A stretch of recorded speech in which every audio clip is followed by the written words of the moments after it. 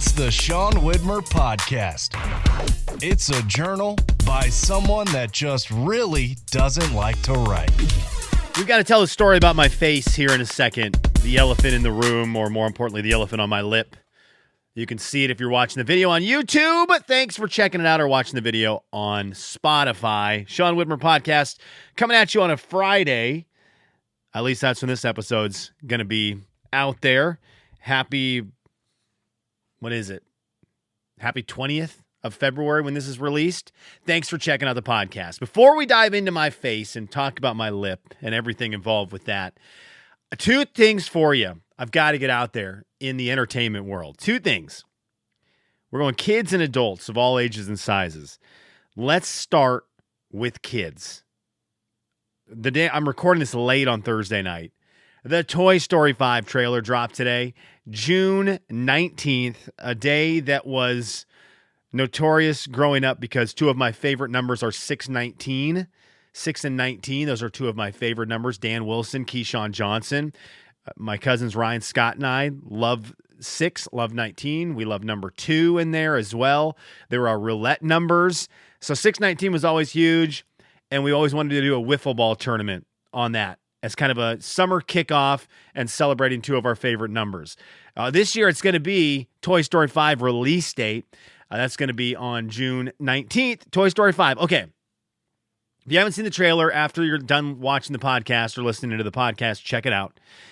And it's Toy Story, right? It's one of the most legendary films, one of the most legendary franchises in all movies. Outside, it goes above and beyond just an animated movie. It's an all-time movie franchise up there with the Star Wars of the world, like the James Bond, where there's a million of them. Star Trek, I think there's 50,000 Star Treks. I'm very much talking about sci-fi movies there. Sorry, can't get out of that. And other movies that have franchises. Fast and the Furious. It's Toy Story is legendary. So this is number 5. And Toy Story 1 came out in the 90s. Was it 95? 95, I think. Let's see what the release date of all the Toy Stories are. Toy Story franchise. Before I look it up, here's my guesses. 1995 for the first one. I think the second one was in the 2000s. So I'm going to say 95. I'm going to go 2003, 2007, 2016. Let's see what we got. Oh, I already missed. 1995, got that one right. 1999, then it was the huge gap. So 95, 99, then the huge gap happened to 2010 for Toy Story 3, 2019 for Toy Story 4, and now we're going to get Toy Story 5 in 2026. And let's talk about these movies real quick before we talk about Toy Story 5. Toy Story 1 is awesome. I'll tell you what, graphically in Toy Story 1, graphically in 1995, if you were around for that, it was mind-blowing. Mind-blowing animation. We're in the midst of we're still watching Lion King and Aladdin and Little Mermaid, and I think Hercules is ready to come out. I'm trying to think what the mid-90s were there. Pocahontas has come out. Beauty and the Beast has come out. Maybe Hercules hadn't come out yet. That was on the horizon. But that's a very specific style of animation. And Toy Story comes out in 95, and it was like, what happened? When did the cartoons become real? What? I just remember it was insane, that movie, insane. And it was cool. It was a great movie. And the Toy Story 1 is a great movie. The story is great. The story of the Toy Story is great. And, you get to meet Buzz Lightyear. You get that great story about a toy that is the favorite, and a new toy comes in that's really cool. And there's the animosity there, and it becomes brotherly love, and then the crazy neighbor ripping the toys apart, and kit building toys. It's just, Sid's crazy. Toys come to life at the end in front of Sid. Then you get the rocket at the end. It's just the firework at the end on Buzz's back. It's great. Toy Story 1 is awesome. Toy Story 2 comes out in 99. It's not as good as Toy Story 1. I am a sucker for parts of Toy Story 2. The beginning of Toy Story 2 and the beginning of Toy Story 3 are some of my favorite Toy Story moments. But the beginning of Toy Story 2 is when they fight Zurg in the video game. And I love that. I love that part. I think it's just great. It's great Toy Story in. And so I like Toy Story 2. I like Zurg. I wish that whole movie was Buzz Lightyear versus Zurg. Unlike what they did in Lightyear, which I never even finished because my kids didn't like it and we left the movie theater during Lightyear. It was a bummer because I wanted to see it. But we have the whole thing with Woody and Woody's Roundup and the main bad guy. What, Stinky Pete? Is that his name? Or what is it? Stinky Pete? That's not right. That's from Breaking Bad, isn't it? What's the guy's name? What is his name? Minor? What is his name? Toy Story 2. What's the bad guy? His name is, of course, Wade Jones. If you haven't seen that clip, by the way, Google search his name is Wade Jones on YouTube and enjoy one of my favorite YouTube videos. It is Stinky Pete. Kelsey Grammer, the voice of Stinky Pete. Prospector is the word I was looking for. I almost said cross-dresser. Prospector. They kind of sound alike. What if it was cross-dresser Pete and Woody's Roundup? That would have been wild, but a little bit different. But I didn't love all the Woody's Roundup stuff. I didn't love the guy who stole Woody to fly him to Japan to sell him. I didn't love all that. I love the Zurg stuff. And I love when they go to the store and they see Emperor Zurg. I didn't like how Zurg ends up being the dad or whatever it was. I don't know the lore there. But Toy Story 2 is okay. Toy Story 2 is good. It's good. It's good. It's better than okay. It's good. I like Toy Story 2. When my son was on the kick of those movies and he watched Toy Story 2, I loved it. I'd be excited. Toy Story 3 is so stinking good. Toy Story 3, if you're a hater of Toy Story 3, you're insane. It has a moment that's up there with the movie Up. Up, the saddest animated movie, probably the saddest movie of all time. The scene where the old man looks in the book and it's got the pictures of him and his wife has filled it up with all the pictures of their memories. Get out of town. Get out of town. It's just so sad. Fox and the Hound also extremely sad. But the end of Toy Story 3 is right there. Andy gives up the toys to Bonnie and he gives up Woody. Are you kidding? Are you kidding me? Toy Story 3 is great, though. Lotsa is great. The villains are great. The concept of taking the toys to the daycare and them just getting, obliterated. I'm hit or miss on them turning Buzz Lightyear into Spanish Buzz Lightyear, demo mode Buzz Lightyear. Toy Story 3 is great, though. I love it. I've seen Toy Story 4 in its entirety one time. Toy Story 1, 2, and 3, countless. Couldn't tell you. Could not tell you. 100? I watched them a ton. My brother Travis, when he was a kid, watched them a ton. Then my kids watched them a ton. So you what's a ton plus a ton plus a ton? 3 tons, which I think is hundreds. So I'm in on those 3 movies. Toy Story 4 one time. I think it stinks. Forky's in there. They go to that weird, what is it, the carnival? They go to that weird room where they're like, is it a ventriloquist doll? I don't even know what it is. It's weird. Toy Story 4 stinks. By the way, the intro of Toy Story 3, where it is the train hijacking, it's a better intro than Toy Story 2, even though I love Toy Story 2 because the video game side of it. The intro to Toy Story 3 is unbelievable. Don't even know what the intro to Toy Story 4 is. Couldn't tell you.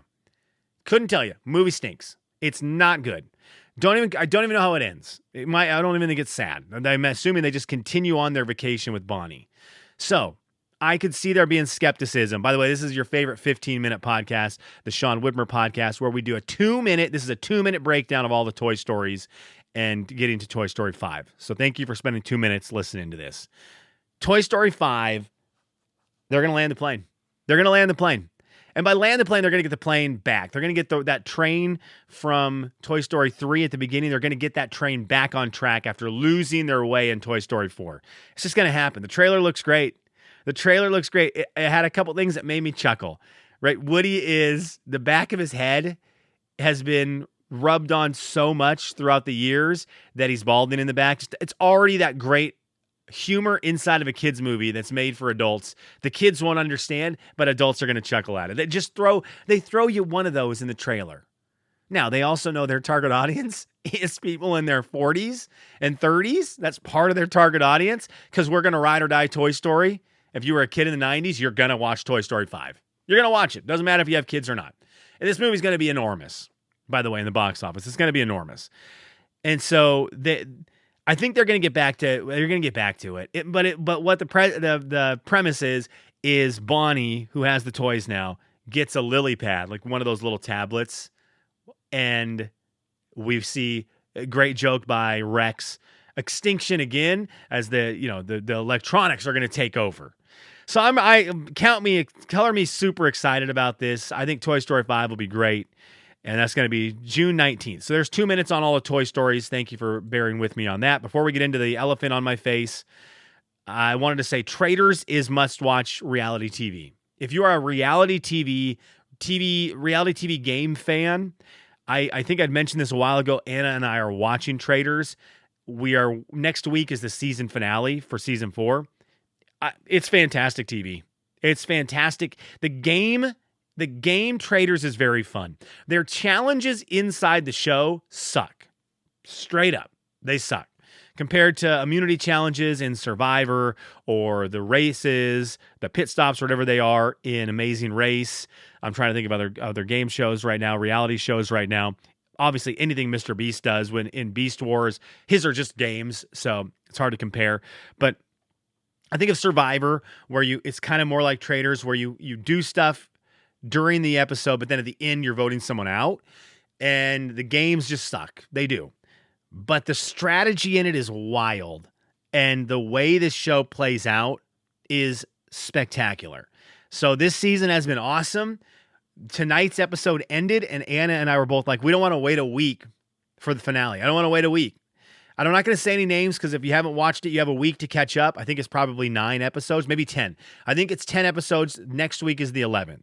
So if you've got 10 hours available this week, binge it, and we'll all be there Thursday night to watch Traitors on Peacock. It's great. It's great. Okay, let's get into Kelly's What Are You Into? What am I into? It is my face today. No one's ever been into my face. Kelly's What Are You Into? I'm not the beautiful man that people are into the face of, but my face is damaged. You can kind of see it if you're watching on YouTube. My left lip. I mean, there's a lot to this story. We might barely sneak over 15 minutes because there's a lot to this.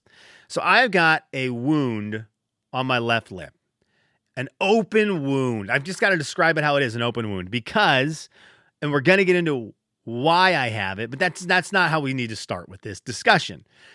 Having an open wound on your lip is an all-time terrible situation. Okay, terrible situation, because an open wound on your lip, automatically, no matter what, people think you have some kind of weird disease or virus or something bad. It doesn't matter. Like, I think if I was around me and I saw my lip and I saw this open wound that's like that bad discolored yellowish, when your skin on your face is healing and you get like that yellow, I don't know what it is. I'm not a doctor. I just know it's disgusting. And so I've got that on my lip. So bad today that I was thankful I had meetings most of the day at work. I went to work and I just wanted to hide. If I talked to someone, in the hallway and I had my cup and I just held it to my mouth like I was going to drink, like I was Anthony Edwards. Google that. Look at Anthony Edwards. Anthony Edwards has a drink in his hand all the time and never actually drinks it, and it's hilarious. So I would just hide behind my cup. It was like I was Wilson from Home Alone, or from Home Improvement. It was bad. That's 2 Tim Allen things, by the way, in one podcast. Home Improvement and Toy Story. There you go.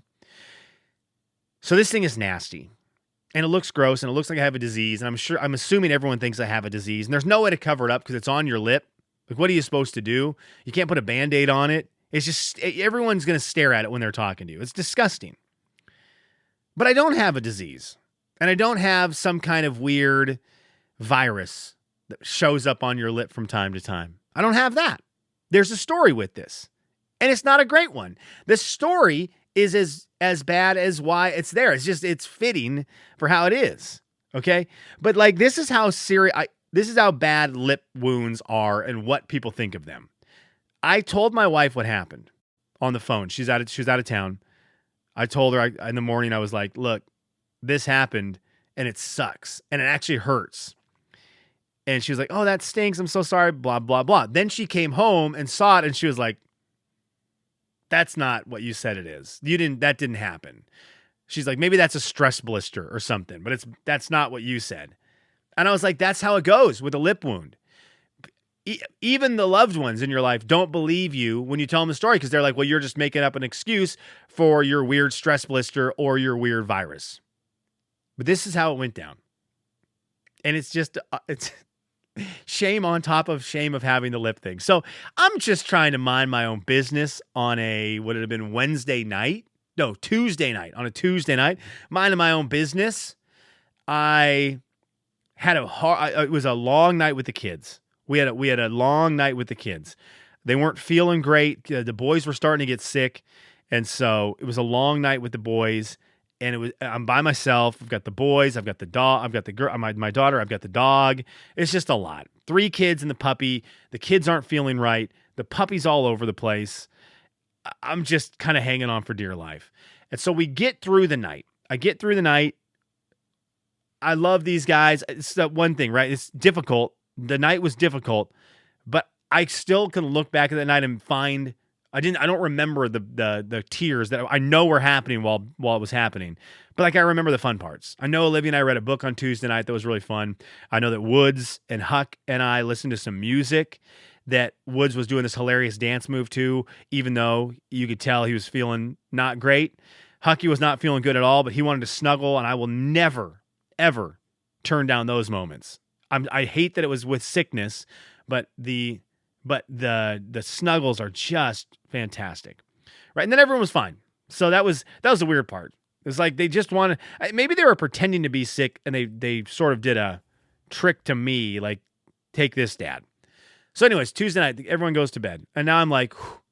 And I did the thing where I was tired and I should have gone to bed, but I got into the Olympics. And I started watching primetime Olympics. They sucked me in, and I was loving it. And I stayed up way too late. So now it was like 11:30 at night. And I'm like, crap, I stayed up too late, and I'm not tired anymore. So now that's a real bummer. I'm not tired anymore. I'm like, doggone it. And what happens? I start to get hungry.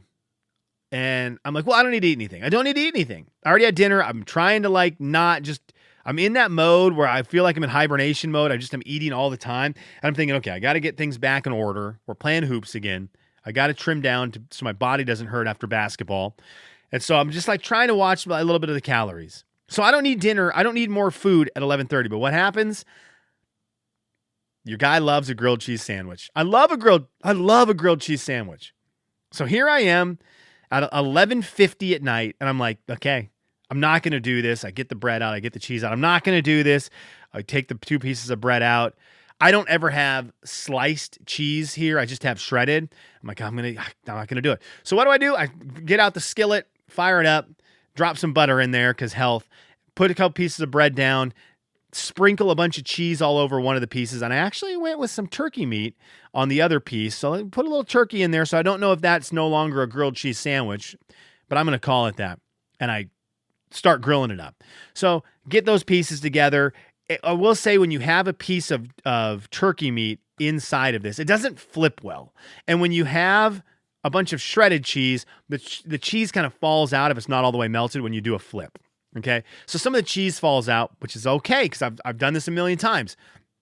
And that cheese hits the skillet, and as long as your skillet is not super sticky, right? You got some oil in there or some butter, that cheese will pop right up. It'll crisp up, and that is a great treat. That's a great treat, this melted cheese. What do? I take this little plastic skillet, and I'm scraping this cheese. I've got it against the skillet. I'm scraping this cheese up, and I'm like, I'm going to do, because it's already not gross enough that I'm eating a grilled cheese sandwich at midnight. I'm going to dive into this cheese. Let's just go all in on gluttony.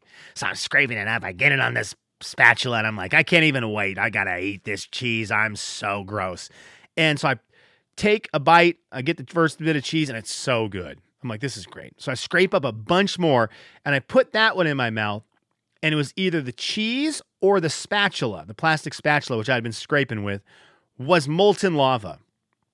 And it hit my lip. I think it had to be the spatula because of how the burn looked. And I hit my lip with it, and it hurt so bad. I dropped the spatula. I was like, oh my gosh.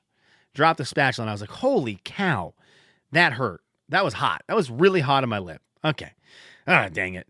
What do But instead of stopping, I still finished cooking the sandwich, eat the sandwich. I'm like, that was hot. What in the world? And I'm like, okay. So I go in the bathroom and I look and I'm like, I think I see a blister there. And then I'm like, dang it. Did I burn my lip? What's that going to be like? So I get ice cubes. And I know at the burn, if you get right on it with the ice cubes, it can help. Well, I had waited like 30 minutes. And so I get these ice cubes and I start putting them on. I'm like, okay, whatever. Fall asleep, wake up the next morning, and I'm like, you got to be kidding me. There she is. Open wound on my face. And from what? From me not having I don't even know the word. What's the word? I don't even know the word. That's how much little of it I have. That's how little of it I have. I want to say determination, but that's not it. What is it called? Look at this Google. This Google search is wild. When you don't this is terrible. Whatever. I don't know what it is. It's late. I don't have this. Self-control. There it is. Hard word. Self-control. I don't have the self-control to even know the word. I have so little of it, I don't know the word. And so I don't have the self-control not to eat this in the middle of the night. And so I burn my lip open. And now I'm walking around trying to avoid people. So I'm not going to be able to do it tomorrow. I've got to do face-to-face meetings with people tomorrow. And so I'm praying tonight. I've had Vaseline and Aquaphor on my lip. It's in my beard, but I'm trying to get, cut me, Mick. I'm trying to get that Vaseline in there like I'm a boxer healing up. All right, so there you go. There's a story for you on how but you know what? You don't believe it because my own wife didn't believe it. I got stress blisters or some virus. And instead that's the thing with a lip injury. If I had burned any other place in my body, if I had burned my wrist, right? If I had a mark on my wrist, a little burn mark, and I said, man, I dropped this, I had grilled cheese sandwich, spatula hit me. It was plastic. I had been scraping up the skillet. It got really hot. It burned me. If I'd said that, everyone in the world would say, that sucks. That sucks. The second it hits your lip, you're like, nah, dude, you grossy, you nasty, virus-ridden buffoon. Stop it. All right, believe what you want. Believe what you want. Do we have any comments we need to get to? Let's see. I have not looked. I need to do that. Let's log in. I actually don't. Where is my YouTube? Because we might have comments on YouTube. We might have comments on Spotify. Or if you go over to seanslife.com, you can comment there.